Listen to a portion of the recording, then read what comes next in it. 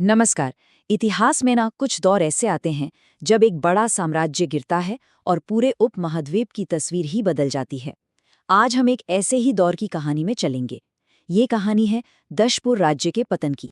ये जो लाइन है ना, एक साम्राज्य का अंत, अनेक राज्यों का उदय, ये उस पूरे दौर का सार है। जरा सोचिए, जब कोई एक बड़ी ताकत, एक सेंट्रल पावर नहीं रहती तो क्या होता है?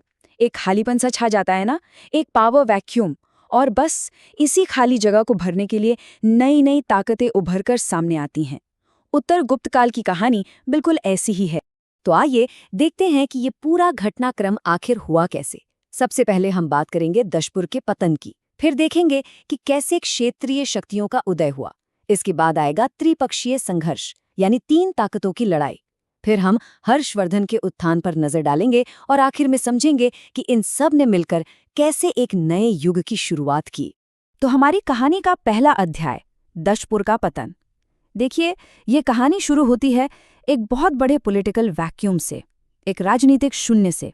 दशपुर साम्राज्य, जो कभी मध्य भारत की एक बहुत बड़ी शक्ति हुआ करता था, उसके गिरने से नॉर्थ इंडिया का पूरा पावर बैलेंस, मतलब शक्ति संतुलन, एकदम से हिल गया। अब सवाल ये उठता है कि ये राजनीतिक शून्य पैदा हुआ कैसे? ये असल में एक नहीं बल्कि दो बड़ी घटनाओं का नतीजा था, जो लगभग एक ही समय पर हुई। एक तरफ तो यशोधर्मन की मौत के साथ ही दशपुर साम्राज्य बिखर गया, और ठीक उसी वक्त भारत की जो सबसे बड़ी ताकत थी, गुप्त साम्राज्य, वो भी कमजोर होता जा रहा था। अब जब दो बड़ी शक्तियां एक साथ कमजोर पड़ जाएं तो क्या होगा? नतीजा ये हुआ कि मालवा के इलाके में भयंकर अराजकता फैल गई। कोई एक मजबूत शासक था ही नहीं जो हालात को संभाल सके। और देखिए, राजनीति का एक सीधा सा नियम है, जब कोई बड़ी ताकत हटती है तो उस खाली जगह को भरने के लिए होड़ मच जाती है। छोटे छोटे शासक अपनी ताकत बढ़ाने में लग जाते हैं। बस यही हुआ। इस राजनीतिक शून्य को भरने के लिए कई नई क्षेत्रीय ताकतों के बीच एक रेस शुरू हो गई। तो इस रेस में तीन मुख्य खिलाड़ी मैदान में उतरे। पहले थे सौराष्ट्र में वल्लभी के मैत्रक, दूसरे पूर्वी मालवा में माहिष्मती के कलचुरी, और तीसरे आज के उत्तर प्रदेश में कन्नौज के बहुत शक्तिशाली मौखरी। ये तीनों ही राजवंश नॉर्थ इंडिया पर अपना कंट्रोल चाहते थे और इसी होड़ में लगे हुए। और जाहिर सी बात है, जब कई सारी ताकतें एक ही सिंहासन पर नजर गड़ाए बैठी हों तो नतीजा क्या होगा? टकराव, संघर्ष। तो इन नई शक्तियों के उदय ने एक नए और बहुत ही कॉम्प्लेक्स टकराव को जन्म दिया। इतिहास में इसी टकराव को हम त्रिपक्षीय संघर्ष के नाम से जानते हैं। इसमें मेन प्लेयर्स तीन थे: मालवा के उत्तरगुप्त, कन्नौज के मौखरी और थानेश्वर के वर्धन। इन तीनों के बीच नॉर्थ इंडिया पर अपना दबदबा कायम करने के लिए एक लंबी और जबरदस्त जंग छिड़ गई। तो आखिर इस महासंग्राम की चिंगारी भड़की कहाँ से? मजे की बात है, इसकी शुरुआत हुई एक शादी से। देखिए, हुआ ये कि थानेश्वर के वर्धन वंश ने अपनी राजकुमारी राज्यश्री की शादी कन्नौज के मौखरी राजा ग्रहवर्मा से कर दी। अब ये जो गठबंधन था, ये मालवा के राजा देवगुप्त को अपने लिए एक सीधा खतरा लगा। उसे लगा कि भाई, ये दोनों मिलकर तो मुझे ही खत्म कर देंगे। और बस इसी डर में उसने एक बहुत बड़ा कदम उठा लिया। उसने सीधा कन्नौज पर हमला कर दिया, राजा ग्रहवर्मा को मार डाला और रानी राज्यश्री को बंदी बना ली।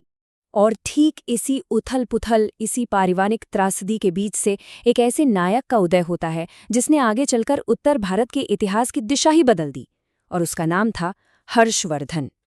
लेकिन हर्षवर्धन के लिए सिंहासन तक का रास्ता फूलों से नहीं, कांटों से भरा था।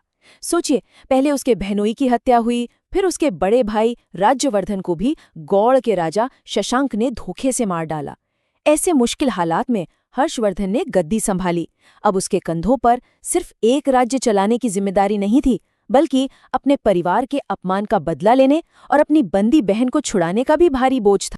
तो यहाँ हम हर्षवर्धन के शासन के कुछ मुख्य पड़ाव देख सकते हैं। गद्दी पर बैठते ही उसने सबसे पहले मालवा के राजा को हराया, फिर उसने कन्नौज को अपनी राजधानी बनाया और वहां से एक बहुत बड़े साम्राज्य की नींव रखी। एक के बाद एक जीत हासिल करके उसने लगभग पूरे उत्तर भारत को अपने कंट्रोल में कर लिया। लेकिन उसकी ये विजय यात्रा नर्मदा नदी पर आकर थम गई। क्यों? क्योंकि वहां उसका सामना एक और महान शासक से हुआ। हर्षवर्धन उत्तर भारत का तो बेताज बादशाह बन गया, लेकिन उसकी महत्वाकांक्षाओं की भी एक सीमा थी। जब उसने दक्षिण की तरफ अपने कदम बढ़ाए तो उसका सामना हुआ चालुक्य सम्राट पुलकेशन द्वितीय से। ये दो महान शासकों की टक्कर थी और नर्मदा नदी के किनारे हुई इस लड़ाई में हर्षवर्धन को हार का सामना करना पड़ा। ये हार इतनी बड़ी थी कि नर्मदा नदी हमेशा हमेशा के लिए उसके साम्राज्य की दक्षिणी सीमा बन गई। तो हर्षवर्धन ने उत्तर भारत में एक तरह की स्थिरता तो ला दी, लेकिन कोई भी साम्राज्य हमेशा के लिए नहीं रहता। उसकी मौत के बाद भारत के इतिहास में एक बार फिर एक बड़ा बदलाव आया। एक ऐसा दौर शुरू हुआ जिसे हम संक्रमण काल या ट्रांजिशन पीरियड कहते हैं। तो ये संक्रमण काल आखिर था क्या? आप कह सकते हैं कि इतिहास एक बार फिर खुद को दोहरा रहा था, ठीक वैसे ही जैसे दशपुर के पतन ने एक शून्य पैदा किया था। हर्षवर्धन की मौत के बाद फिर से एक पॉलिटिकल वैक्यूम बन गया। पुरानी ताकतें जैसे वल्लभी के मैत्रक वो अरब आक्रमणों की वजह से खत्म हो रही थीं, और इस बार इस खाली जगह को भरने के लिए जो नए योद्धा मैदान में उतरे वे थे राजपूत। बस इसी राजनीतिक अस्थिरता के माहौल में राजपूत वंशों का उदय हुआ। अब इनकी उत्पत्ति को लेकर कई थ्योरीज हैं, जिनमें से एक सबसे मशहूर है अग्निकुल सिद्धांत। खैर, इस दौर में 4 बड़े राजपूत वंश उभरकर सामने आए: प्रतिहार, चौहान, सोलंकी और परमार। और इन्हीं वंशों ने आने वाली कई सदियों तक मध्यकालीन भारत की राजनीति को अपनी मर्जी से चलाया और एक नया आकार दिया। तो आखिर में हम एक बड़े सवाल पर आके रुकते हैं। दशपुर के पतन से शुरू होकर राजपूतों के उदय तक की ये जो सदियों लंबी उथल-पुथल चली, इसने आखिर आने वाले भारत को कैसा बनाया? ये एक सोचने वाली बात है ना? क्योंकि ये हमें एक बहुत ज़रूरी बात याद दिलाती है कि इतिहास में कोई भी अंत असल में एक अंत नहीं होता, वो हमेशा एक नई कहानी की शुरुआत होता है।